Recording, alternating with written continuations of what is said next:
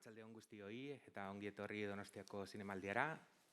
Hoy tenemos con nosotros. Good afternoon, welcome to the film festival. We have the actress Marion Cotillard, the Donosti Award of this year's edition. I imagine you have many questions for her, so please raise your hand.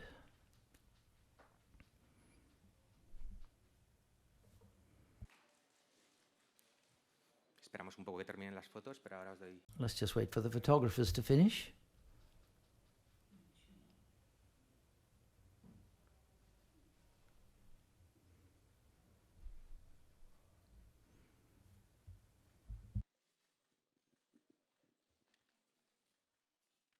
Bueno, mientras estáis.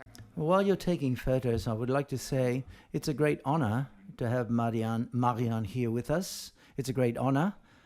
Before I came, I was looking at her filmography, and you can summarize the last 20 years of the history of films just by looking at her films, like D.S.E with Jeanette, Lucille, Godzilla Lilovic, I'm not too sure whether I pronounce that well, Michael Mann, Christopher Nolan, Guillermo Canet, Soderbergh, Jassoria, the Dardem, Xavier Olean, Leo Carax. It's absolutely overwhelming, and the truth is it's a great privilege to have her here with us today. Paraphrasing something that she said, it is true that there are some saints in this city when you receive because we've got her with us here today. So let's start the questions, please.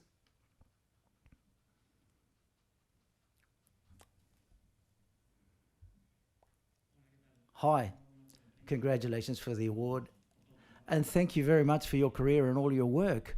I would like to ask you a couple of questions. First of all, what do you remember of when you started? If I'm not mistaken, there were in a few TV series in episodes that when you started out in your career. And the second question is, I would like to know, when you won the Oscar for Edith Piaf in La Vie en Rose, do you consider, or do you consider winning the Oscar perhaps was a before and an after in your career? Or how do you interpret that moment in your career, winning the Oscar, that is to say? Thank you very much.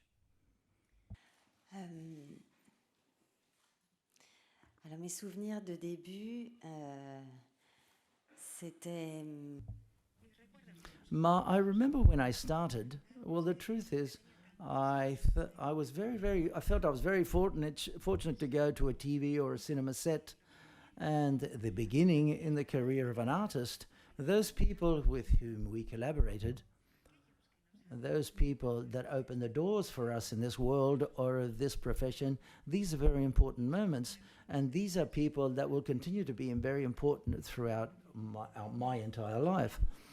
The beginning of a career as an actress, and all of my career is based upon the wishes of other people. It lies on those desires and also the wishes that a director, man or woman, wants to project through you, and those that are going to give us the possibility of expressing ourselves and expressing something which is important, which has to exist, obviously, and that has to be expressed. So therefore, I have very good memories of those moments, yes. I also remember of a certain amount of anxiety at a certain moment in some occasions, because you've got to make the grade, and you want to make the grade, and that's always formed part of my life. Every time I start a film, I never know whether I'll make the grade. I always feel that I have a certain amount of pressure on me. So imagine when I started out, it was even more so, of course.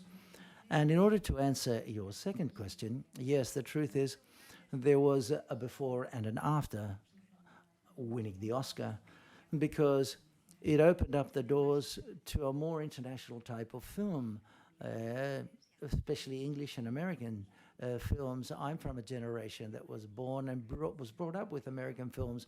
I used to watch a lot of films, English-speaking films, when I was much younger. And I was never able to think and dream that I could have a career outside of my own country.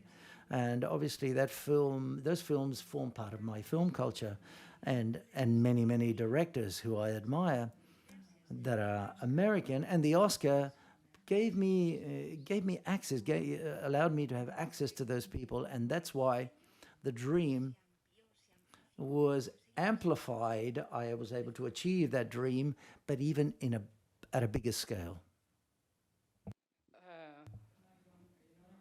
Congratulations, Marianne. Congratulations for the D.A.S Award and for receiving it so young. The truth is, your career is quite impressive. You've worked quite a lot and very well. The question is, how do you manage to make it as you've done without leaving your private life, without being a workaholic, without forgetting to live, so to speak? How did you manage to do that? I think that we live in a period which is a different period if we compare it with, for example, the 1940s or the 1950s, a period in which they manufactured stars. And to a certain extent, there was a certain denial of family life. But nowadays, all the contrary, family life is celebrated. There's a balance that's been achieved. And if one wants it or needs it, we can at the same time have a private life, a family life, and that life which nourishes and feeds the desires of the life of an actor, the desire of portraying different characters without living a sort of a normal type of life. I don't think I could find any inspiration if I didn't live a sort of normal life. I couldn't find the desire or the wish to be on a film set and to portray characters that are far away from my way of being. And that's how I prefer it to be. The more different the person I portray, I have a greater satisfaction in the work I do. And I would also say that being an actor or an actress nowadays, and when one has a career where you receive different types of proposals for work, the truth is, it's a luxury to be able to choose. To be able to choose and decide to work or not to work, to be able to decide whether you want to work with this person or with another person. And it's very important to celebrate and to live that ability to choose. And that's why I can spend a lot of time at the same time with my family, different to other people who have to work every day. So therefore, it's a great luxury we actors have and actresses have. Hi, Marion. Congratulations for your D.A.S Award, more than deserved. A few days ago, I saw the funeral of a legend in your country, Jean-Paul Belmondo. He's a legend from your country. And I felt quite a lot of envy from France. Why? Because here in our country, it's very difficult for us to see those types of images, those types of almost stately funeral. I would like to know your opinion about how you see us from France, we in Spain, and how do you think that this can happen, that it seems that we don't recognize our great artists as well as you do in France?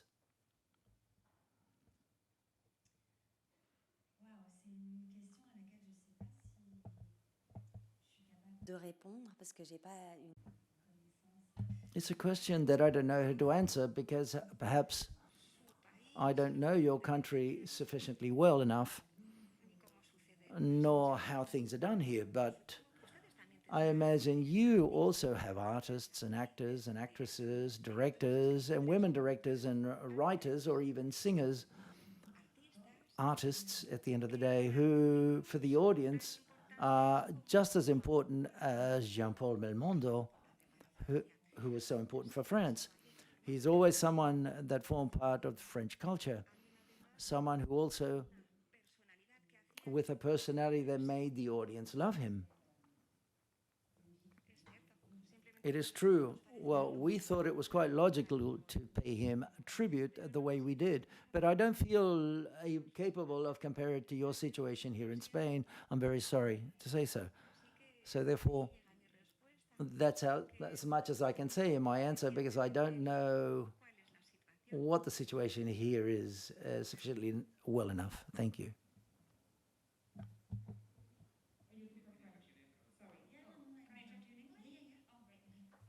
Bien, quisiera saber, dado de que eres tan famosa, tienes cierta responsabilidad en cuanto a abordar algunas cuestiones problemáticas como lo que estás haciendo con la película Bigger Than Us, o piensas que hubieras hecho estos proyectos sin tu situación o tu puesto, o si te encuentras responsable de que tienes que hacerlo dado que tienes que utilizar tu voz como persona famosa para abordar estas cuestiones.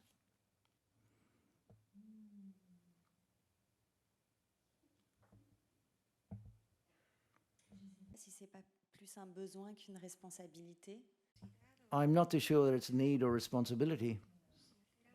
The truth is, to fight against a system, to fight against inequalities,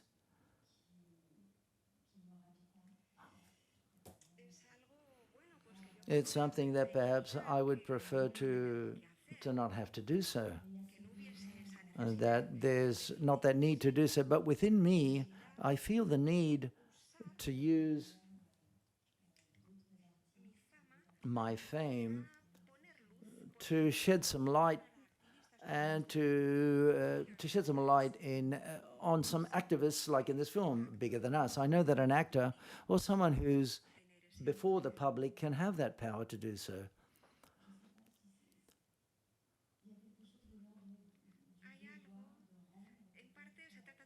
But it's a duty, perhaps, at the same time, as if I have to return part of that attention that I receive.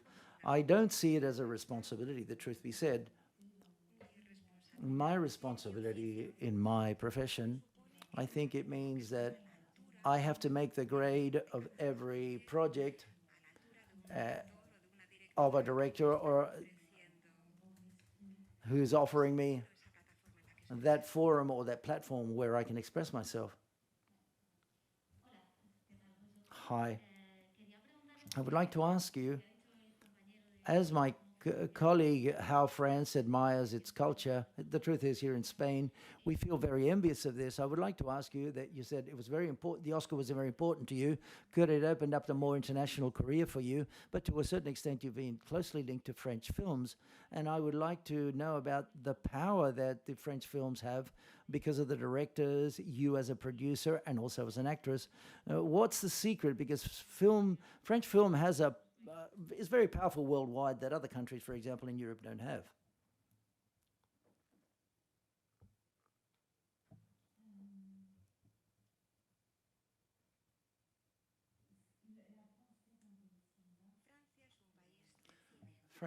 France is a film country. That's where it was born. That's where it was created. Films were created. And it's in the cultural DNA of our country. But once again, I don't feel capable of establishing any comparison with Spain. It's quite curious that you've asked me these two questions, and in both cases, you feel envious, shall we say, of us. I think that Spanish productions are perhaps less prolific than French productions, but you have marvelous films in this country.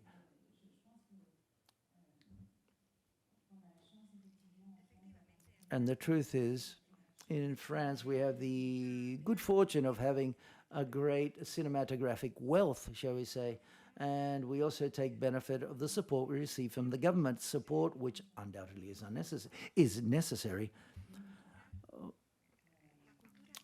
Culture is also necessary, and it's necessary to celebrate life and to question the world and question life. For French people, questioning things and questioning ourselves and questioning everything is very important. And thanks to films, we can amplify that reflection. It's quite clear to the French people, this is something that's very important and they're very interested in. They like to reflect and to question things quite a lot. Once again, and I insist, films are in the cultural DNA of France, and the fact that we ask questions and reflect upon things in the world that's around us is also in the DNA of the French people. So therefore, I think there's a certain connection there, don't you think? Hi, Marianne. Congratulations for the award. And as regards to this award that you're going to be given, and looking at this film season, that so many women are receiving a lot of recognition due to their work in the Oscars, in the Cannes Film Festival, and shortly, and also in the Mostra in Venice. What do you think about women and which way they're going in the films? And who were your women references when you started in the world of acting?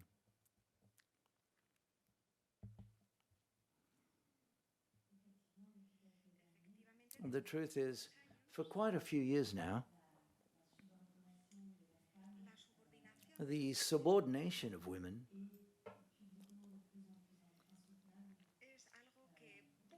is something that publicly cannot be maintained, and it's never been something that could be supported in any way. More and more through the Me Too phenomenon, the situation has been freed and liberated, and we're now seeing a true revolution, an enormously intense revolution, and I'm very happy to be able to be living this moment and to form part of it. Nowadays,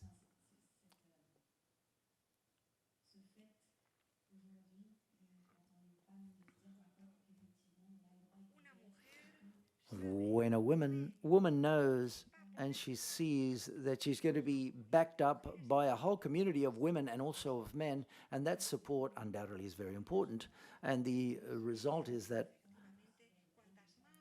the more women, the more roles there are for women, more will be spoken about women, and more there will be a change in the way people look at us, and we will lose things that weren't accepted in the past, but were tolerated, which were tolerated by most of the population. But nowadays, we're seeing that there's a reflection upon this, and we are questioning the patriarchal system in which we live in.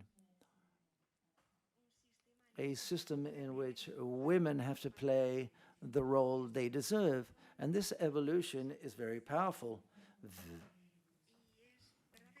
And it's truly a revolution. And excuse me, but I think I've forgotten the end of your question. I forgot, what was the end of the question? Your references. Yes, the references that you had when you started working as an actress, women actors or directors or women directors.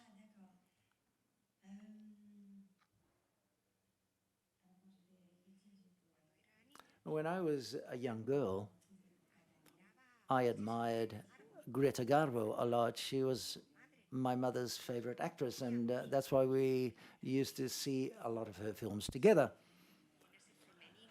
And in that feminine, masculine role that she used to portray, this feminine, masculine role, it has always moved me, and I've always been moved by people who have that balance within themselves, the balance between what's masculine and what's feminine. And I believe that's the way we can reconciliate the situation between men and women.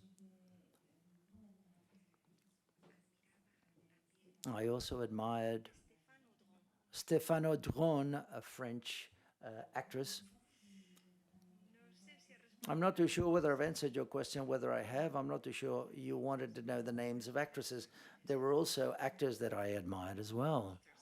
Peter Sellers, for example.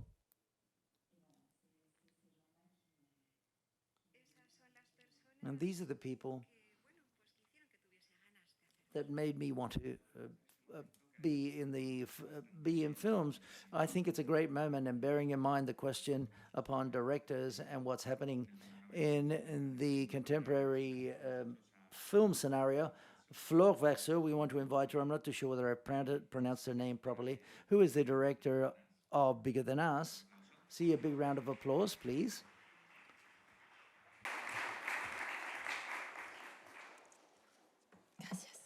Tienes el... y bueno, aprovecho.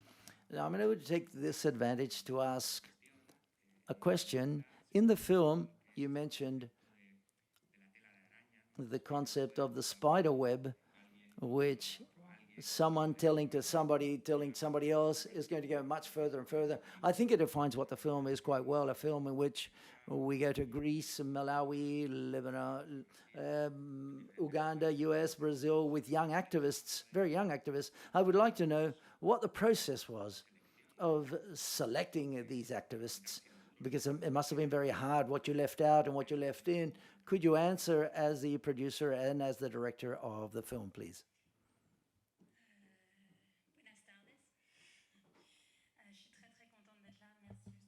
I'm very happy to be here. Thank you very much for having invited us with this film and to give importance to this subject matter that we've done together. The selection process was something which was quite complicated. And it's usually quite complicated in these projects because everything starts with a story. Obviously, a documentary is it's a story. Mamat, for example, who is in France now launching the film, always talks about this. We are responsible of the stories that we portray. She says that's why it's so important for us to have people or heroes or women heroes or activists, be they men or women, who are very, very solid in their commitments. That's the most important thing.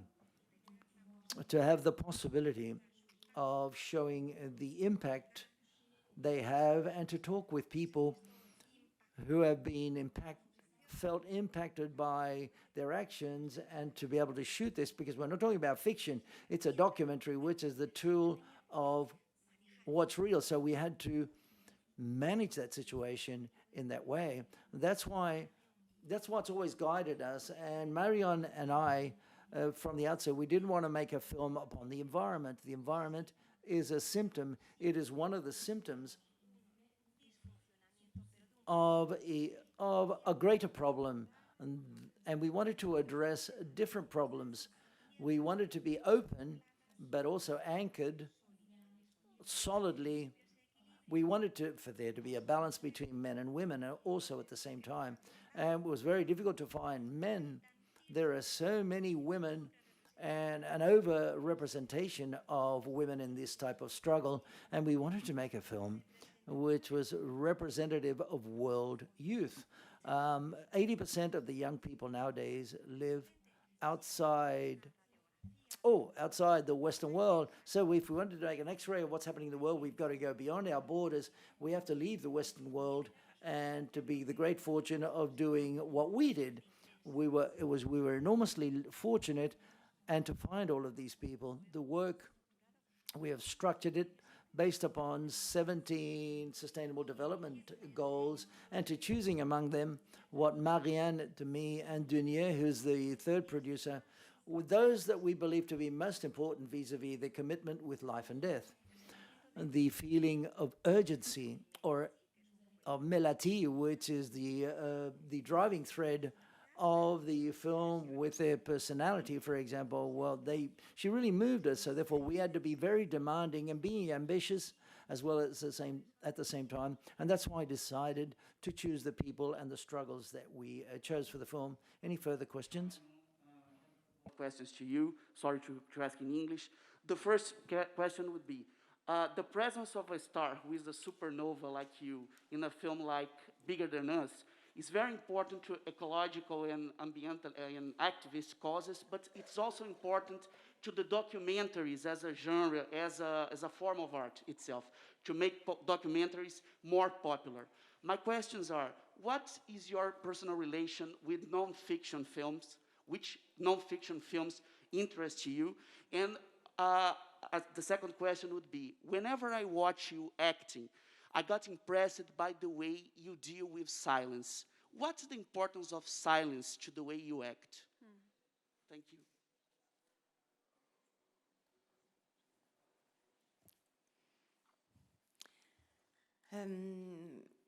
J'ai toujours adoré les... I've always loved documentaries, and for many years, documentaries of all kinds of documentaries. documentaries upon the current society, or documentaries on nature or animals, on the environment. So there are documentaries.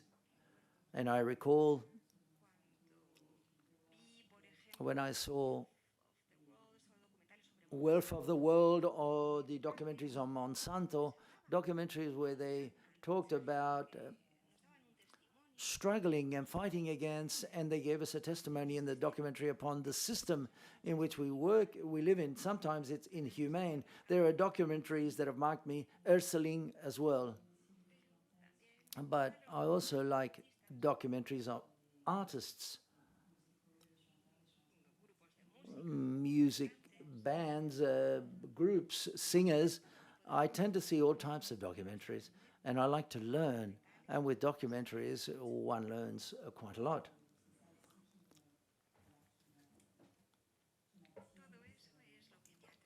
That's what attracts me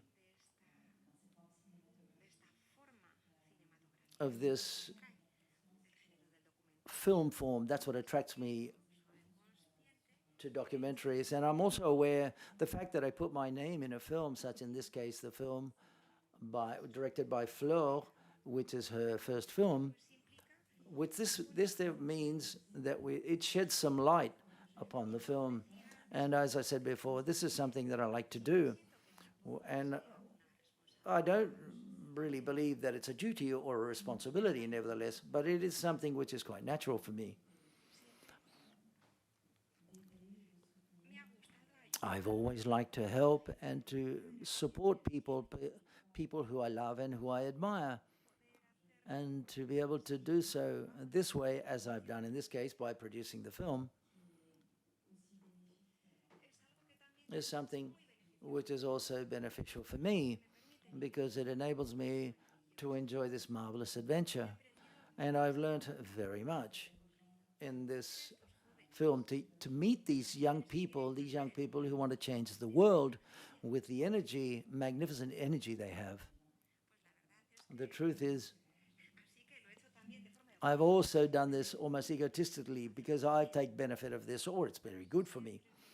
It's always difficult. Patience. Oh, silence. Oh, silences. Silence. Okay, there's silences in my portrayals of characters. The beauty of film is that energy of life,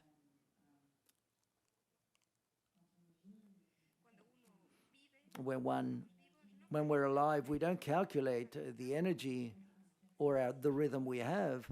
And when we wanted to transcribe this into a film, we need to enter into certain, or acquire a rhythm, and in life there are silences. So therefore there also have to be silences in films. Silences that sometimes say much more than words. And the exploration of silences in films is something which is quite noticeable. And that's the way we can create movement and the energy and all of the subtleties in the way we portray our characters.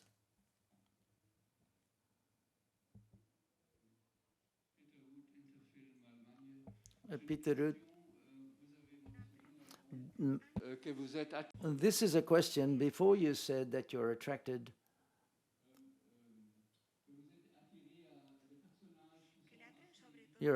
above all those people who are very different to you from your own personality. I've always been impressed by how you portray the women you portray who are workers, like for example, like the film of the Dardenne brothers, like for example. Could you speak to us about how you prepare yourself to portray these types of characters?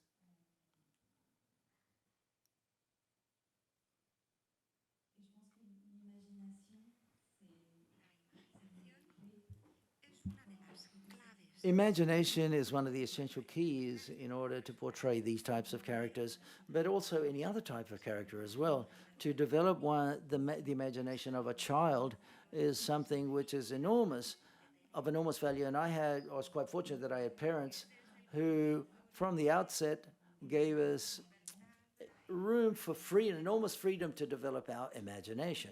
That on the one hand, and also observation is also very important. And if I wanted to become an actress, is to be able to understand human beings much better. Human beings are a passion for me, and I always feel like I've not managed to understand them perfectly.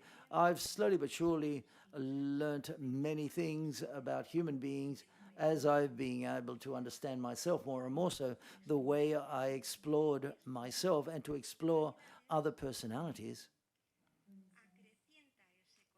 increases that knowledge, so to speak, if we can say it that way, my knowledge about human beings.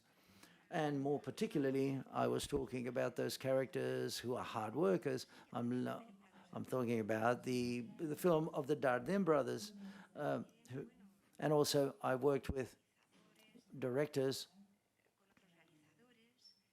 or with other directors who have shown me or taught me very much to know how to look and how to see things through their eyes of the directors. And that's also very interesting to accompany them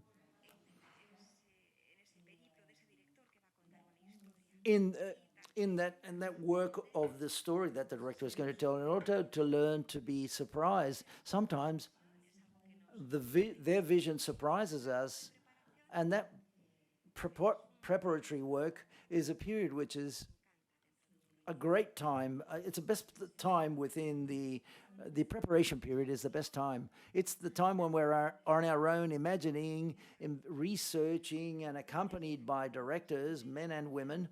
But in a certain sense, it's solitary work. You've got to internally construct the character.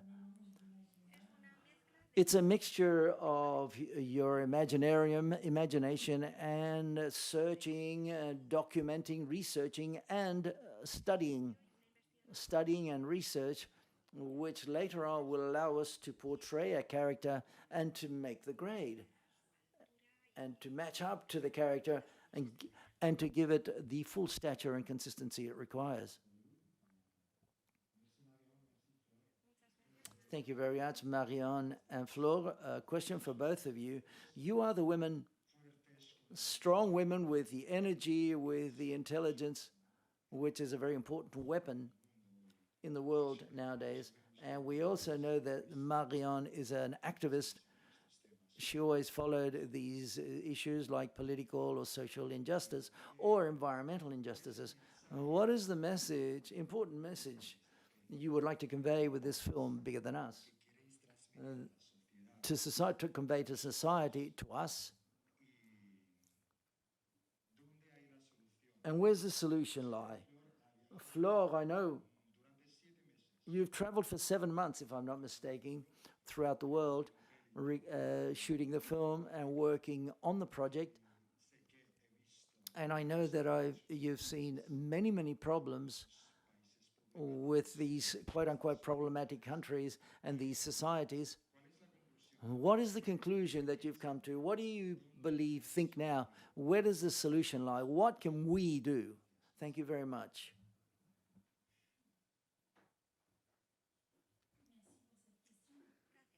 Thank you very much for the question. I think all of us here, we all share many things, and in particular, that we are in the business of cultural representation. We project aspirations, values, and for me,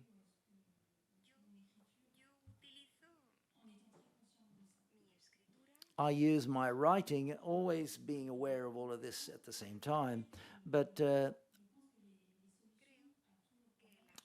I mainly believe that the solution to all of our problems, we already know them. We know the solutions already exist. They're on the table. But what doesn't exist is a positive representation of this, that is to say, to put it into practice. We lack a value system which considers that acting like Mohammad or Marie or Bellacci or Winnie, like each and every one of the people, magnificent people who aren't fictional characters, in the film, it's as if that is not valued at all. You said it yourself. Marion is someone who's very, very committed, and many of us are also committed, but up until now, it wasn't something that was given value. I've spent my whole life, my professional life, quite often people say, well, what used to say to me, it's a bit naive to do what you're doing, but it's a system of values or a value system. The day that a Marie or Mohamed or Melati, for example, the day in which these characters, we can see them as a role model, as an example, I'm sure many things will happen. And when especially kids see this, so that we have a responsibility. Marion has supported me enormously because undoubtedly on the paper she was able to go there to the front line of many of these catastrophes. And I thought, and I already know it could be quite hard to live through those moments and to look through the filter of a camera to see refugees in dangerous, imminently dangerous situations is not easy at all. And it's true, and I said I wanted to research what the tears and the blood that was shed. And the truth is, I found two things. I found beauty with a capital B, the beauty of human beings, and also the joy. And I didn't expect to see this at all. And I hope that all of this can be perceived in the film. I'm not trying to say that the problems don't exist, not at all, neither to say that catastrophes don't exist or disasters don't exist. I don't want to say that it's going to be easy or not, but what I have understood is that to commit oneself on the long term, this is something that gives us joy, that makes a sense and gives us a role to play in the society that we're living in nowadays. And in this period of time, it isn't easy at all to feel all of these things. So therefore, this is something which I believe is accessible. I would like to add something to all of this.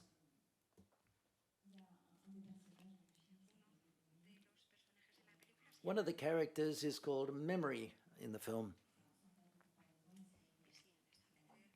And without making any comparisons, Melati, on the other hand, for example, had parents who were very aware, who were very aware to environment. Melati was brought up with that activism, but the other character, the activism comes from a mysterious place. She was brought up by a single mother, and perhaps, in a certain sense, that mother conveyed a certain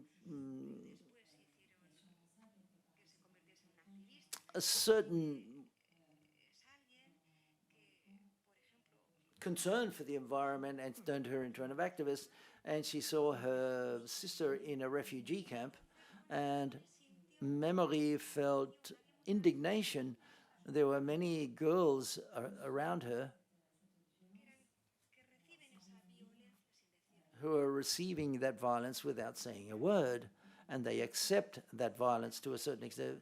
But Memory didn't want to accept that indignation, and that says a lot about what we human beings have within us, something that can be revealed at any time when we confront an abnormal and an unjust situation. In the film, there are very diverse and different types of profiles. Obviously, there are characters like Malati or Mohamed who are being brought up by activist parents. And I think that to a certain degree, what we expect with this film, or what we hope with this film, is to show that activism, or in any case, indignation,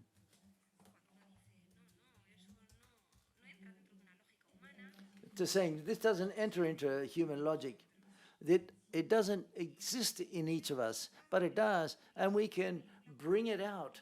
And if a film can shed some light and inspire young people, or not so young people, or people from another generation like us, well, that'll be fantastic, and it'll be very powerful. In order to finish, there's a question here. This week in the Toronto Film Festivals, there's a film upon the German film, Charlotte Salomon. The film's called Charlotte. It's an animation film. Marianne is the executive producer, and she also dubs the French character. Did you know David Conquino's book before it was offered to you for you to participate in the film? And also, what do you contribute to telling the story of this painter or artist? That the story was told in an animation format. Alors, je suis pas productrice exécutive. No, I'm not executive producer. I think that the English voice of Anne Klee, I think she is one of the producers of the film. I've participated in the dubbing of the voice in French. I feel an enormous admiration because this film has been produced. I didn't know who Charlotte Salomon was. I discovered her art and her history, and I'm fully in love with her, and that's why I accepted to tell her story with my voice, and the fact that it's in an animation film and using painting as well. This animation, which is a bit basic or elementary to tell this story, with the screen and Salomon's paintings, I thought it was quite natural to do so, to use that painting format in order to tell the story of this great artist, an artist whose work is very, very powerful and very, very beautiful, or at least it seems to me that it is. Okay, I'm very sorry, we have to stop here. A big round of applause for both of Marianne and Flor.